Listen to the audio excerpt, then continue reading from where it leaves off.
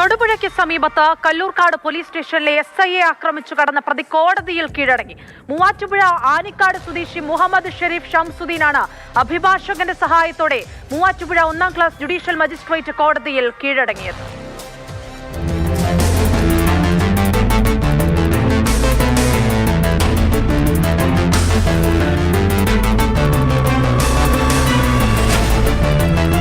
കൈമാറുന്ന പോലെ തോന്നി. വണ്ടി പാസ് ചെയ്തിട്ട് അപ്പോൾ ഡ്രൈവർ ജിബിയുടെ അടുത്ത് വണ്ടി നിർത്താൻ പറഞ്ഞു. അപ്പോൾ വണ്ടി നിർത്തി കഴിഞ്ഞപ്പോൾ വണ്ടി ഫ്രണ്ടിലേക്ക് എടുക്കും. അപ്പോൾ ജിബിയുടെ പറഞ്ഞ് ഫ്രണ്ടിലേക്ക് കയറ്റിയിട്ടോ എന്ന് പറഞ്ഞു. വണ്ടി ഫ്രണ്ടിലേക്ക് കയറ്റിയിട്ട് കഴിഞ്ഞിട്ട് ഞാൻ ഇറങ്ങി ചെന്നു വണ്ടിയുടെ അടുത്തേക്ക്. വണ്ടിയുടെ ഇറക്കി ചെന്നപ്പോൾ സ്റ്റാർട്ട് ചെയ്യാൻ നോക്കുക. അപ്പോൾ ഞങ്ങൾക്ക് താക്കോൽ ഓഫ് ചെയ്യണമെന്ന് ഇറങ്ങിയിട്ട് ഒരു കാര്യം ചോദിക്കാനാന്ന് പറഞ്ഞു. കഴിഞ്ഞ ശനിയാഴ്ചയാണ് കല്ലൂർക്കാട് പോലീസ് സ്റ്റേഷനിലെ SI മുഹമ്മദ് ഇയമ്മിനെ വാഹന പരിശോധനയ്ക്കിടെ ഒരു സംഘം ആക്രമിക്കുന്നത്. കാറിൽ പരിശോധന നടത്താൻ ശ്രമിക്കുന്നതിനിടെ മുഹമ്മദിനെ ഇടിച്ചു വീഴ്ത്തി വാഹനവുമായി സംഘം കടന്നുകളഞ്ഞു. ഫ്രണ്ടിൽ ഇടുന്ന വേറൊരാളുണ്ടായിരുന്നു.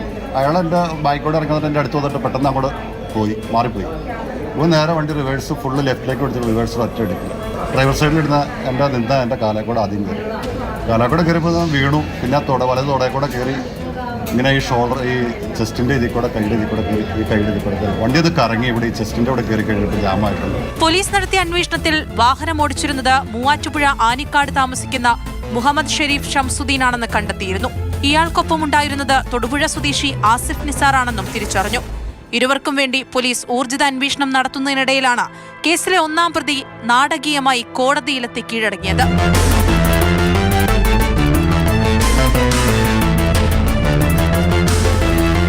ഇയാളെ കോടതി 14 ദിവസത്തേക്ക് റിമാൻഡ് ചെയ്തു. കോടതിയിലെത്തിയ അന്വേഷണ ഉദ്യോഗസ്ഥൻ മുഹമ്മദ് ഷെരീഫ് തന്നെയാണ് പ്രതിയെന്ന് തിരിച്ചറിഞ്ഞു. ഇയാളെ കസ്റ്റഡിയിൽ ലഭിക്കാൻ പോലീസ് നാളെ കോടതിയിൽ അപേക്ഷ നൽകും. കേസിലെ 2-ാം പ്രതിയെ ഇനിയും പിടികൂടാൻ കഴിഞ്ഞിട്ടില്ല.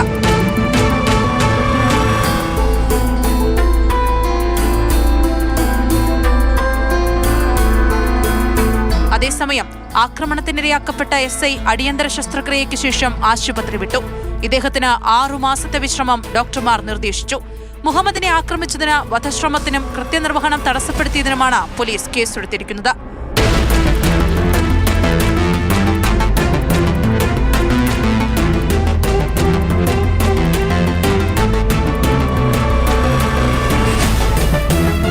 മാതൃഭൂമി ന്യൂസ്, ഇടുക്കി.